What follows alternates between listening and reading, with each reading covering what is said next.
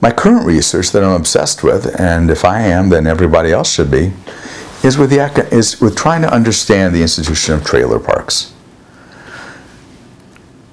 I think most of you who hear this probably yourselves do not have a lot of trailer park experience and probably have driven by them and never given them a second thought and don't realize how prevalent they are, especially in the state of North Carolina.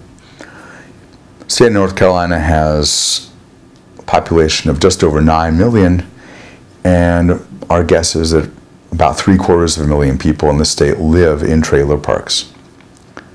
Trailer parks are really interesting institutions because the people who own the trailers and the people who own the site, the property, are different. And most of those trailers, mobile homes, are actually not very mobile. And people who live in those mobile homes don't have a whole lot of rights, so they can be kicked out with not very much notice, typically 30 to 90 days.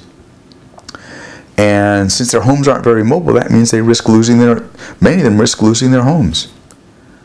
So the question to an economist is, why would anyone ever voluntarily live in that kind of setting? You have even fewer rights typically than if you'd leased an apartment.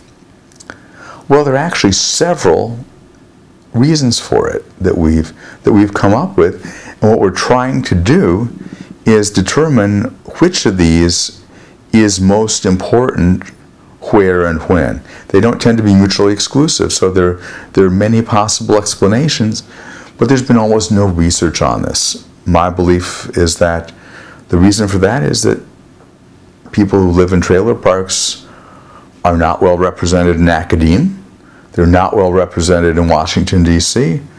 They're largely a voiceless and fairly poor population.